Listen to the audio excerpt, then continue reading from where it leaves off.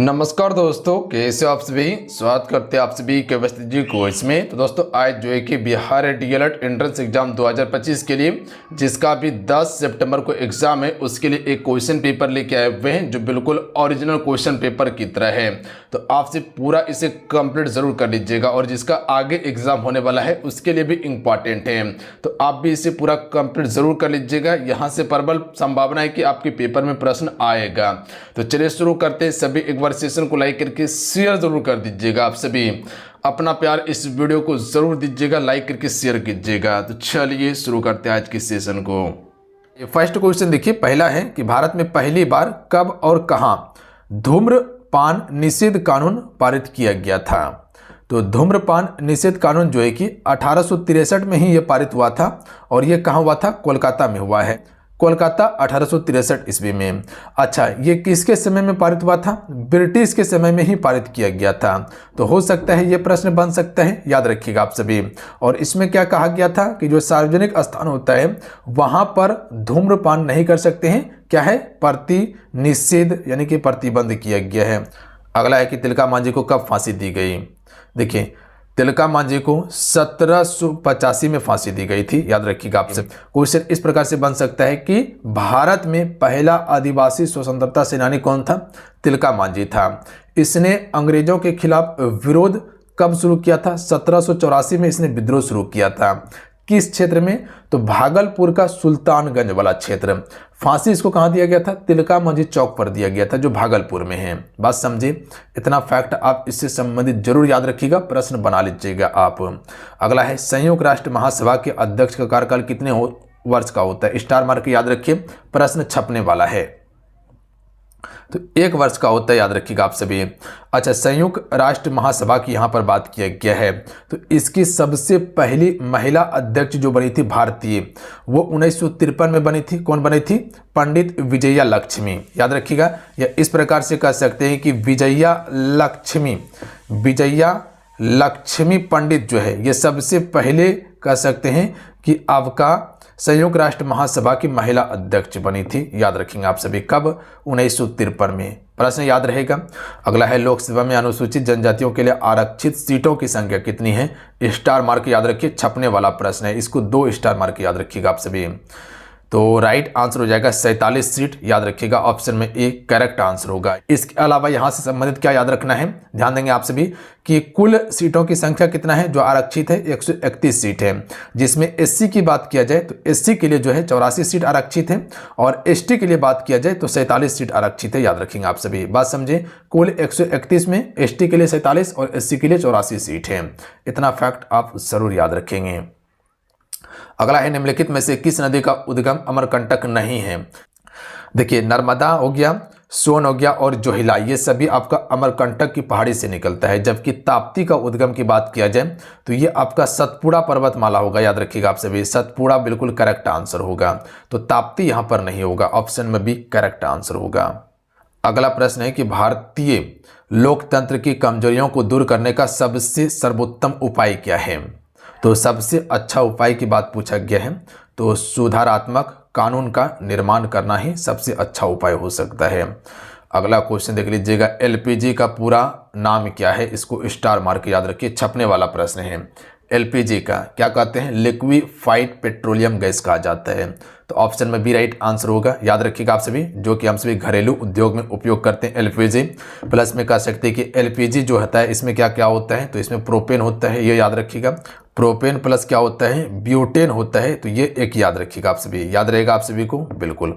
अगला प्रश्न देख लीजिएगा, निम्नलिखित में से कौन एक अपतटीय तेल है। देखिए, अपतटीय तेल की बात किया जाए तो जो मुंबई हाई है ये क्या है, अपतटीय तेल है। और जो सबसे बड़ा अपतटीय तेल का भंडार या तेल क्षेत्र है, भंडार नहीं, तेल क्षेत्र की बात किया जाए तो सबसे बड़ा आपका तेल क्षेत्र है अपतटीय में, कौन, मुंबई हाई। और इसका खोज कब किया गया था, 1974 में किया गया था। सबसे पहले तेल कहाँ खोजा गया था, डिगबोई में, जो असम में पड़ता है, याद रखिएगा। पहला कुआं वहीं खोजा गया था। अगला क्वेश्चन देख लीजिएगा, रॉलेक्ट कानून का उद्देश्य क्या था। मोस्ट इंपॉर्टेंट क्वेश्चन है रॉलेक्ट एक्ट। क्वेश्चन पूछेगा ही पूछेगा आपके पेपर में। तो राइट आंसर हो जाएगा काला कानून कहा जाता था, इसको पता है आप सभी को। क्रांतिकारी गतिविधियों पर अंकुश लगाना ही इसका मुख्य उद्देश्य था, याद रखिएगा। और इसे हम सभी क्या कहते हैं, काला कानून कहते हैं। रॉलेट एक्ट कब आया था, 1919 में आया था।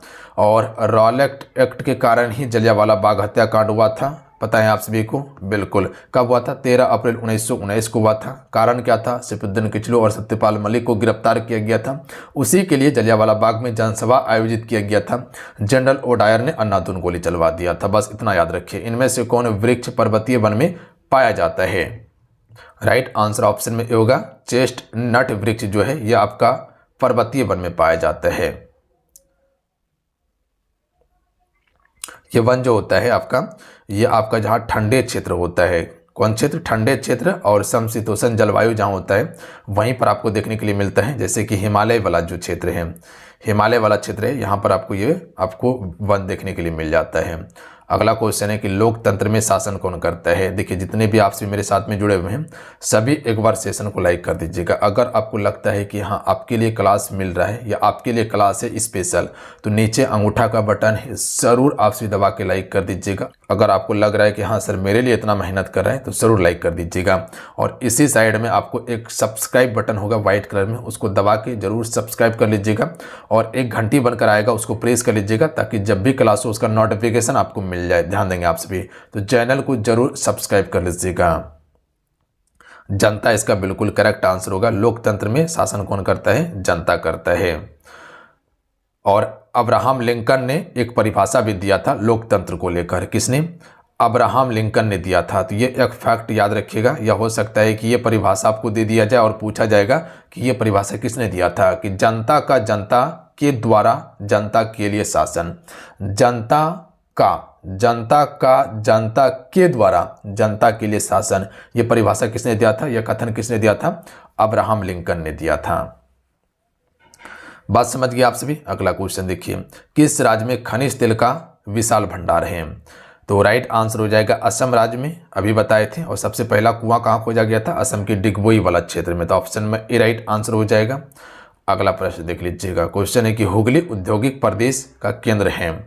तो देखिए, हुगली नदी आपको कहाँ देखने के लिए मिलता है? पश्चिम बंगाल में देखने के लिए मिलता है ना। तो कोलकाता हावड़ा वाला क्षेत्र हो जाएगा। Option number D correct answer होगा। और ये क्षेत्र भारत के सबसे पुराने औद्योगिक क्षेत्र हैं। क्या बताएं? सबसे पुराने औद्योगिक क्षेत्र है आपका हुगली वाला औद्योगिक क्षेत्र, जो कोलकाता हावड़ा वाला क्षेत्र में है। अगला क्वेश्चन है कि राज्यसभा का सभापति कौन होता है? सबसे पहले ये समझिए कि राज्यसभा का कार्यकाल 6 वर्ष का होता है। राज्यसभा का सदस्य बनने के लिए कह सकते हैं कि यहाँ से प्रधानमंत्री बनते तो उम्र 30 वर्ष होना चाहिए। राज्यसभा को हम सिर्फ उच्च सदन कहते हैं, इसको भंग नहीं किया जा सकता। और इसका सभापति उपराष्ट्रपति होता है। और राष्ट्रपति जो होता है राज्यसभा का सभापति होता है, याद रखिएगा आप सभी। अगला क्वेश्चन देख लीजिएगा, पदेन सभापति, कि झारखंड को राज्य का दर्जा कब मिला था? देखिए, झारखंड को 15 नवंबर 2000 को राज्य का दर्जा मिला था। और 15 नवंबर को बिरसा मुंडा का जन्म हुआ था। इसी दिन जो है कि झारखंड निर्माण को रखा था और इसी दिन स्थापित किया था। बिहार से अलग करके कराया गया था। बिहार के कुल 100% भाग में से जमीन का जो भाग था उसमें 46% झारखंड को मिला और 54% बिहार को मिला था। याद रखेंगे आप सभी। अगला क्वेश्चन देख लीजिएगा, निम्नलिखित में से कौन सा फसल का मौसम नहीं है? तो फसल का मौसम क्या होता है? खरीफ होता है जिसमें कि धान उगाया जाता है। रबी होता है जो कि गेहूं, चना, मटर होता है। जायद फसल होता है जो कि खरीफ फसल और रबी फसल के बीच का समय होता है, जिसमें कि ककड़ी, खीरा, तरबूज सब उगाया जाता है। जबकि सर्दी कोई आपका फसल का मौसम नहीं है। तो ऑप्शन नंबर ए इसका क्या है? गलत है। ध्यान देंगे आप सभी। अगला है, राज्यसभा के सदस्य का कार्यकाल कितने वर्ष का होता है? तो बताए थे अभी कि अगर राज्यसभा से कोई भी प्रधानमंत्री बनता है तो उसका कार्यकाल 6 वर्ष का होगा। याद रखिएगा आप सभी, बात समझे आप सभी। और हर 2 साल में जो होता है 1/3 सदस्य रिटायर होता है, हर 2 साल में। तो क्वेश्चन पूछा जाता है कि राज्यसभा में कितने सदस्य 2 साल में रिटायर होता है? 1/3 सदस्य होता है। लोकसभा की बात किया जाए तो लोकसभा का कार्यकाल 5 वर्ष का होता है, याद रखिएगा। और ये भंग हो जाता है लोकसभा, जबकि राज्यसभा भंग नहीं होता। अगला है कि निम्नलिखित में से कौन एशिया का सबसे बड़े ताजे पानी की झील है? तो यहाँ एशिया की बात किया गया है, याद रखिएगा आप सभी। तो भारत और एशिया में हो तो वो बुलर झील ही होगा जो जम्मू कश्मीर में है। यहाँ विश्व की बात नहीं किया गया, यहाँ क्या बात किया गया है? एशिया की। अगला है, बिहार का कितना प्रतिशत क्षेत्र पर वन आच्छादित हैं? 7.84%, 7.84% पर वनों का विस्तार है झारखंड में। और अधिकांश वन जो है बिहार की यहाँ पर बात किया गया है, और अधिकांश वन जो है बिहार में वो दक्षिण वाला क्षेत्र में है जो झारखंड के साथ सीमा साझा होता है। सर्वप्रथम कॉमन सेंस की रचना किसने की? तो सर्वप्रथम कॉमन सेंस की रचना जो है ये आपका अमेरिका स्वतंत्रता संग्राम के दौरान की गई थी, और ये आपका थॉमस पेन ने किया था। किसने? थॉमस पेन ने, अमेरिका स्वतंत्रता संग्राम के दौरान में थॉमस पेन ने। अगला है 1990 के दशक में वैज्ञानिकों ने पदार्थ की कितनी अवस्थाओं को ढूंढ लिया था? तो यहाँ 1990 की दशक की यहाँ पर बात किया गया है। तो इस समय पदार्थ की 5 अवस्था तक ढूंढ चुका था। 5 अवस्था कौन कौन सा था? एक आपका ठोस था, एक आपका द्रव्य था, और एक आपका गैस था, और पदार्थ का चौथी अवस्था कौन था? प्लाज्मा था। पता है आप सभी को सबसे ज़्यादा ऊर्जा मुक्त करता है। और एक आपका बोस आइंस्टीन वाला अवस्था था। तो कुल 5 अवस्था को ज्ञात किया गया था। अगला क्वेश्चन है कि विद्युत धारा का मात्रक क्या होता है? तो इससे पहले वाला सेशन में आपको बताए हैं पूरा जितने भी एसआई मात्रक था। तो विद्युत धारा का क्या होता है? एम्पियर होता है। आराम से कर सकते हैं। अगला क्वेश्चन देख लीजिएगा, हाइड्रोजन गैस से भरे गुब्बारे को हवा में छोड़ने पर गुब्बारा क्या होगा? देखिए, एक हाइड्रोजन गैस से भरा गुब्बारा था और हवा में जाएगा तो क्या होने लगेगा? तैरने लगेगा। तो ऑप्शन नंबर क्या हो जाएगा? ऑप्शन में एक करेक्ट आंसर होगा, कुछ दूरी तक ऊपर उठेगा उसके बाद हवा में तैरने लगेगा। अगला क्वेश्चन देख लीजिएगा, राइबोसोम किसके लिए केंद्र स्थल है? तो देखिए, राइबोसोम की यहाँ पर बात किया जाए तो सबसे पहले ये समझिए कि राइबोसोम जो होता है वो प्रोटीन का संश्लेषण करता है। पता है आप सभी को? बिल्कुल। तो ये प्रोटीन संश्लेषण के लिए हो जाएगा, केंद्र स्थल होता है राइबोसोम। राइबोसोम आपको एक छोटा छोटा बिंदा के आकार में देखने के लिए मिलता है जो कि अंतःप्रद्रव्य जालिका के ऊपर में रहता है। जैसे कि एक चिकनी होता है, एक खुरदरी होता है। तो चिकनी अंतःप्रद्रव्य जालिका होता है, वहाँ पर राइबोसोम नहीं होता है, खुरदरी वाला में होता है जो प्रोटीन का संश्लेषण करता है। याद रखिएगा, इसीलिए इसे प्रोटीन का फैक्ट्री भी कहा जाता है। तो अगर कोई क्वेश्चन पूछा जाए कि प्रोटीन का फैक्ट्री किसे कहा जाता है, तो राइबोसोम को। आत्महत्या की थैली लाइसोसोम को कहा जाता है। पावर हाउस माइटोकॉन्ड्रिया को कहा जाता है। दक्षिण भारत की तटवर्ती क्षेत्र में जाड़े के दिनों में होने वाली वर्षा का मुख्य कारण क्या है? तो राइट आंसर होगा वापसी मानसून। याद रखिएगा, क्वेश्चन क्या पूछा यहाँ पर कि दक्षिण भारत के तटवर्ती क्षेत्र में जाड़े के दिन में होने वाली वर्षा जो है लौटती मानसून के कारण यहाँ पर आपको वर्षा देखने के लिए मिलता है, जबकि सबसे ज़्यादा तमिलनाडु वाला क्षेत्र में होता है। तमिलनाडु वाला क्षेत्र में लौटती मानसून से ज़्यादा वर्षा होता है, और इसे हम सिर्फ पूर्वी मानसून के नाम से भी जानते हैं। जो आपका लौटती मानसून होता है इसे हम सभी क्या कहते हैं? पूर्वी मानसून या पूर्वोत्तर मानसून भी कहते हैं इसे। अगला क्वेश्चन है कि परमाणु की संख्या को निरूपित किया जाता है।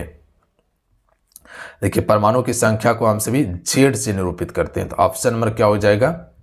बी करेक्ट आंसर होगा।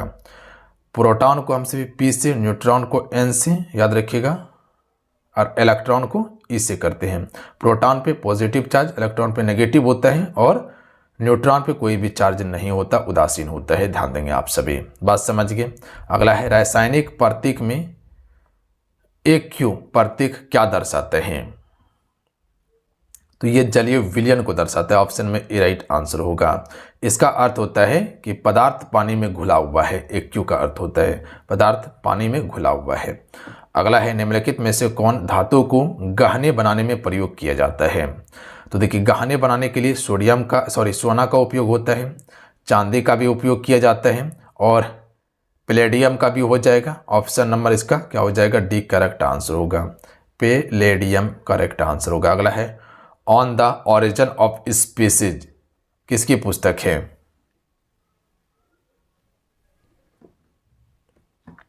यह पुस्तक आपका चार्ल्स डार्विन की है। तो ऑप्शन में ए राइट आंसर हो जाएगा। 1859 में यह प्रकाशित हुआ था, डेट याद रखिएगा। अगला है कि स्पेक्ट्रम प्राप्त करने के लिए किसका प्रयोग किया जाता है? तो स्पेक्ट्रम प्राप्त करने के लिए प्रिज्म का प्रयोग किया जाता है, और प्रिज्म से गुजारने पर हर रंग क्या होता है? अलग अलग आपको दिखाई देने लगेगा। न्यूटन ने सबसे पहले इस सिद्धांत के बारे में बताया था, याद रखेंगे आप सभी। अगला है कि चाल समय ग्राफ के ढाल से प्राप्त किया जाता है। तो चाल समय ग्राफ का ढाल त्वरण से प्राप्त किया जाता है। किससे? त्वरण से किया जाता है। तो याद रखिएगा, त्वरण से। अगला है, विटेकर ने वर्गीकरण के लिए कितने मानदंडों का उपयोग किया था? तो विटेकर ने 5 मानदंडों का उपयोग किया था। पहला हो जाएगा आपका मोनेरा जगत के बारे में बताया था। उसके बाद प्रोटिस्टा जगत हो जाएगा, याद रखिएगा कितना, प्रोटिस्टा हो जाएगा। उसके बाद हो जाएगा फंजाई हो जाएगा, याद रखिएगा क्या हो जाएगा, फंजाई हो जाएगा। उसके बाद हो जाएगा प्लांटी जगत हो जाएगा, प्लांटी हो जाएगा।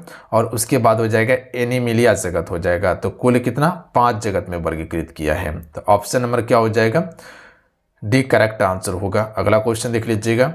अगला है वह कारक जो वाष्प उत्सर्जन की दर को प्रभावित नहीं करता है, वह है।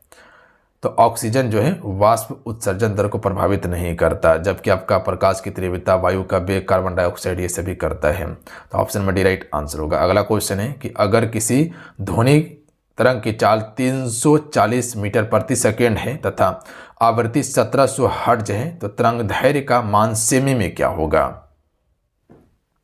सबसे पहले ये समझिए कि जो तरंगदैर्घ्य होता है, इसको निकालने के लिए सूत्र क्या है, पता है आप सभी को, फार्मूला क्या होता है, v/f होता है। यानी कह सकते हैं कि वेग बटा हो जाता है आवृत्ति। क्या बताया आपको, या कह सकते हैं कि चाल बटा क्या होता है, आवृत्ति होता है। इसका फार्मूला क्या होता है, चाल बटा आवृत्ति होता है। तो यहाँ पर देख लीजिएगा चाल कितना दिया हुआ है, 340 मीटर प्रति सेकेंड दिया हुआ है ना। और उसके बाद आवृत्ति कितना है, 1700 आपको हर्ट्ज दिया हुआ है आवृत्ति। अब इसको कटाइए, जब कटाइएगा तो ये आपके पास कितना आएगा पता है आप सभी को।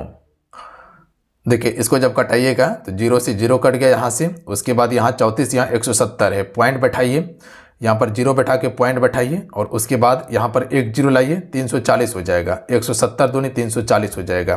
तो यानी कि यहाँ पर 0.2 हो गया। तो ये 0.2 जो है ये क्या है आपका मीटर में है, याद रखिएगा आप सभी। हमको क्या लाना है, सेंटीमीटर में लाना है। तो अब 0.2 को हम क्या करेंगे, 100 से गुना कर देंगे, तो ये क्या हो जाएगा आपका, सेंटीमीटर में हो जाएगा। तो इसको आप गुना कीजिए तो ये हो जाएगा आपका 20 सेंटीमीटर हो जाएगा। तो ऑप्शन में बी इसका करेक्ट आंसर होगा। बात समझे, बिल्कुल। अगला क्वेश्चन देख लीजिएगा। यौगिक जिसका आणविक समान किंतु संरचना सूत्र अलग हो कहलाते हैं, इसे समावयवी कहा जाता है। ऑप्शन में सी राइट आंसर होगा, याद रखेंगे आप सभी। अगला है कि जैव विविधता बढ़ाने का किस प्रक्रिया के द्वारा खाद में परिवर्तन किया जा सकता है। तो जैव विविधता बढ़ाने के लिए जो हम सभी खाद में परिवर्तन कर सकते हैं, जैविक खाद बनाकर कर सकते हैं। तो ऑप्शन में ए राइट आंसर होगा। अगर जैविक खाद को प्राथमिकता देना शुरू कर देंगे तो हो जाएगा। अगला क्वेश्चन देख लीजिएगा। प्लाज्मा झिल्ली किससे बनी होती है। देखिए प्लाज्मा झिल्ली जो है ये आपका प्रोटीन, कार्बोहाइड्रेट और फास्फोलिपिड्स की बनी होती है, याद रखिएगा आप सभी। क्या बताएं आपको, प्रोटीन, कार्बोहाइड्रेट और फास्फोलिपिड की बनी होती है प्लाज्मा झिल्ली। तो ऑप्शन नंबर क्या हो जाएगा, सी करेक्ट आंसर। क्योटो सम्मेलन का मुख्य उद्देश्य क्या था, ग्लोबल वार्मिंग से संबंधित है। ऑप्शन में ए राइट आंसर होगा। अगला है विद्युत परिपथ में प्रभावित धारा का मान मापने में प्रयुक्त यंत्र कौन सा है।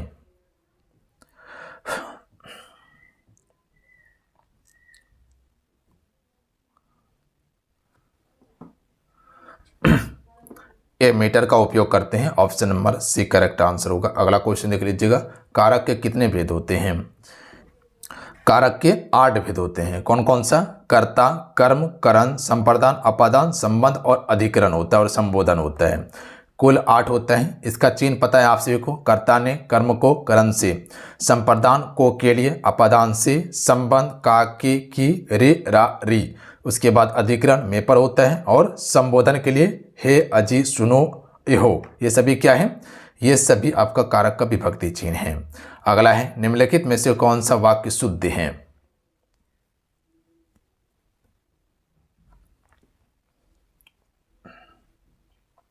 राइट आंसर ऑप्शन में ये हो जाएगा। पंडित नेहरू ने सोचा था स्वतंत्रता मिलते ही भारत की गरीबी का अंत हो जाएगा। ये वाक्य आपका बिल्कुल शुद्ध है, जबकि ये सभी आपका क्या है, वाक्य गलत है। अगला है पत्थर कुछ अधिक मुलायम हो गया है। इस पंक्ति में कौन सा अलंकार है। यहाँ पर आपका विरोधाभास अलंकार है। विरोधाभास में क्या होता है, विरोध प्रकट किया जाता है। क्या लगता है कि पत्थर कभी मुलायम हो सकता है, नहीं हो सकता। तो यहाँ पर क्या किया जा रहा है, विरोध जताया जा रहा है। जो पत्थर चीज है, जो कठोर चीज है, वो कभी मुलायम नहीं हो सकता। आप बोलेगा लोहा मुलायम हो जाएगा, संभव है, नहीं होगा। पिघलाने के बाद हो सकता है लोहा मुलायम हो जाए, पर पत्थर कभी मुलायम नहीं होगा। तो यहाँ पर विरोध प्रकट किया गया। काव्य के शब्द और अर्थ में चमकदार ला दे उसे साहित्य में डैश कहा जाता है। तो तो साहित्य में इसे हम सभी अलंकार कहते हैं। जो काव्य और शब्द के अर्थ में चमकदार यानी कि सुंदरता ला दे उसे हम सभी अलंकार कहते हैं। अलंकार का अर्थ क्या होता है? गहना होता है, याद रखिएगा आप सभी। जिस प्रकार से स्त्री को सजावट करने के लिए गहना चाहिए, उसी प्रकार से काव्य की सुंदरता बढ़ाने के लिए अलंकार चाहिए। तो याद रखिएगा, तो काव्य की सुंदरता कौन बढ़ाता है? अलंकार। संज्ञा के कार्य करने वाला पद समूह को क्या कहते हैं? तो इसे संज्ञा पदबंध कहा जाता है, याद रखिएगा। जैसे संज्ञा पदबंध होता है, क्रिया पदबंध होता है, विशेषण होता है, सर्वनामिक पदबंध होता है। तो ये सभी पदबंध है जहाँ से प्रश्न बनता है पेपर में। तो संज्ञा के कार्य करने वाले पद समूह को हम सभी क्या कहते हैं? संज्ञा पदबंध कहते हैं। बात समझे आप सभी? बिल्कुल। अगला है कि जो रहीम गति दीप की, कुल कपूत गति सोई, बारे उजियारे कड़े बड़े अंधेरो हो, इसमें कौन सा अलंकार है? देखिए, इसमें क्या होता है? सलेश अलंकार होता है। सलेश अलंकार में क्या होता है? एक ही शब्द का अलग अलग अर्थ होता है। जैसे यहाँ पर बारे जो देख रहे हैं आप सभी, बारे का जो अर्थ होता है वो जलना भी होता है या जलाना भी होता है, याद रखिएगा आप सभी। जलाना भी होता है और इसी का अर्थ जो होता है वो पैदा भी होता है, याद रखिएगा आप सभी। क्या होता है? पैदा होना होता है। क्या होता है? पैदा होना होता है। और यहाँ पर से जो आप बड़े देख रहे हैं, बड़े का अर्थ होता है बुझना भी होता है, याद रखिएगा आप सभी। बुझना भी होता है और इसी का अर्थ जो होता है वो बड़ा होना भी होता है, याद रखिएगा आप सभी। बड़ा होना भी होता है। तो एक ही शब्द का अर्थ क्या है? अलग अलग देखने के लिए मिल रहा है आप सभी को, पता है। कुल मतलब क्या होता है? कुल मतलब परिवार होता है। बात समझे आप सभी? सलेश अलंकार है। जैसे आपको बताए थे कि सुबरन को ढूंढत फिरत कभी विहवारी चोर, तो सुबरन का अर्थ क्या है? अलग अलग है। सुबरन का अर्थ स्त्री भी होता है, सुबरन का अर्थ सोना भी होता है और सुबरन का अर्थ क्या होता है? शब्द भी होता है। तो एक ही शब्द था और अर्थ क्या है? अलग अलग है। रस सिद्धांत के प्रवर्तक कौन है? देखिए, रस सिद्धांत के प्रवर्तक की बात किया जाए तो भरत मुनि हो जाएगा। ऑप्शन में सी करेक्ट आंसर होगा, याद रखिएगा आप सभी। अगला क्वेश्चन देखिए कि अपलग नव नील नैनन विशाल में कौन सा अलंकार है? तो यहाँ पर देखिएगा किसी के समान बताया जा रहा है। यहाँ पर जो आकाश है, नव का अर्थ आकाश ही होता है, याद रखिएगा आप सभी। क्या होता है? आकाश ही कहते हैं। तो आकाश का वर्णन जो है एक विशाल नैनन के रूप में किया जा रहा है। आकाश को किसके रूप में किया जा रहा है वर्णन? एक नैनन, विशाल नैनन के रूप में वर्णन किया जा रहा है। तो यहाँ पर तो अनुप्रास नहीं होगा, यमक उपमा नहीं होगा। तो यहाँ पर क्या हो जाएगा? आपका बच जाता है रूपक अलंकार होता है। आपको बताए थे कि अगर किसी के समान बता दिया जाए या किसी के रूप में बता दिया जाए, वहाँ पर रूपक अलंकार। इनमें से कौन सा वाक्य अशुद्ध है? अशुद्ध वाक्य ऑप्शन नंबर ए हो जाएगा कि गया में कई दर्शनीय स्थल देखने योग्य हैं। ये आपका गलत है। सही क्या होगा? कि गया में कई दर्शनीय स्थल देखने योग्य है।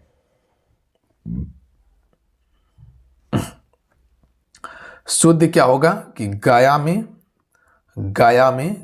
में अनेकों दर्शनीय स्थल देखने योग्य हैं। तो याद रखिएगा, यहाँ पर कई नहीं होगा, यहाँ पर अनेक हो जाएगा। अनेकों दर्शनीय स्थल देखने योग्य है। तो कई के स्थान पे अनेक का प्रयोग उचित होता। अगला है कि व्राजा युद्ध में कौन सा समास है? तो इसमें बहुब्रीहि समास होगा। समास विग्रह करके देखिए कि वज्र है आयुध जिसका। अगला है तेज एक्सप्रेस हवा से बात करती है। इस वाक्य में हवा से बात करना का क्या अर्थ है? तेज एक्सप्रेस हवा से बात करती है। यहाँ हवा से बात करना का अर्थ क्या है? बहुत तेज दौड़ना। ऑप्शन नंबर क्या हो जाएगा? बी करेक्ट आंसर होगा। बात समझ गए आप सभी? बिल्कुल समझ गए। अगला है कि इनमें से कौन सा वाक्य अशुद्ध है? अशुद्ध वाक्य ऑप्शन नंबर बी वाला कि उसके आंख से आंसू निकल पड़ा। ये वाक्य बिल्कुल अशुद्ध है। सही क्या होगा? आंसू निकल पड़ा। सही क्या होगा? कि उसके आंखों से, यहाँ पर जो आंख है यहाँ पर हो जाएगा आंखों से, उसके आंखों से आंसू निकल पड़ा। ये शुद्ध होता है, बाकी बात सभी गलत है। अगला क्वेश्चन देख लीजिएगा। बाकी बात जो है सभी सही है, ऑप्शन नंबर बी वाला गलत है। तो आंख के स्थान पे आंखों कीजिए। साहित्य दर्पण नामक ग्रंथ के रचयिता कौन है?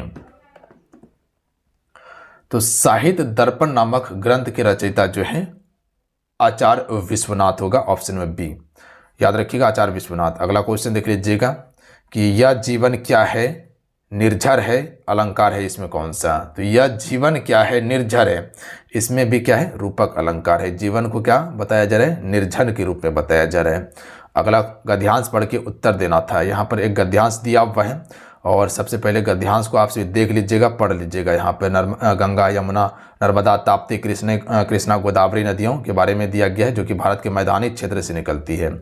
यहाँ पर जो दिया हुआ क्वेश्चन कि गद्यांश में वर्णित प्रसिद्ध नदियाँ कौन कौन सी हैं, तो यहाँ पर अभी नदी के बारे में आपको पता है कि गंगा है, यमुना है, नर्मदा है, ताप्ती है, कृष्णा है, गोदावरी है। तो गंगा के बारे में चर्चा हुआ है, बिल्कुल हुआ, यमुना, गोदावरी, ये सभी के बारे में हुआ। तो option number D correct answer हो जाएगा। अगला है कि नीरव का संधि विच्छेद क्या होगा। तो देखिए, नीरव का संधि विच्छेद होता है नि धन रव होता है, यहाँ पर विसर्ग संधि का प्रयोग होगा। अगला क्वेश्चन है कि अनुशासन शब्द का विशेषण क्या है। तो अनुशासन शब्द का विशेषण हो जाएगा अनुशासित होगा, याद रखिएगा। ऑप्शन में बी करेक्ट आंसर होगा। विशेषण के कितने भेद हैं, तो विशेषण के आपका 4 भेद होता है, सर्वनाम का 6। अगला है कि द्रुत, विलंबित और सेवैया किस प्रकार का छंद है। तो ये एक आपका वर्णिक छंद हो जाएगा, याद रखेंगे। तो चलिए आज कितना है, आज की इस सेट में कुल 57 प्रश्न आपको कंप्लीट करवाए हैं, जो आपके पेपर के लिए अति महत्वपूर्ण सारे प्रश्न था। इसको याद जरूर कर लीजिएगा। इसमें PYQ प्लस में न्यू क्वेश्चन आपको ऐड करके दिए थे, और जो एक्स्ट्रा फैक्ट बन सकता था जहां जहां, वो सारा फैक्ट हम बताएं, तो ज़रूर याद रखिएगा। बाकी बात, ये प्रश्न हूबहू पूछा जा सकता है, तो इसीलिए इसे याद जरूर कीजिएगा। मिलते हैं, जय हिंद, वंदे मातरम। ध्यान रखिएगा, पढ़ाई करते रहिएगा, जाते जाते सेशन को लाइक करके शेयर करके जाइएगा। जय हिंद।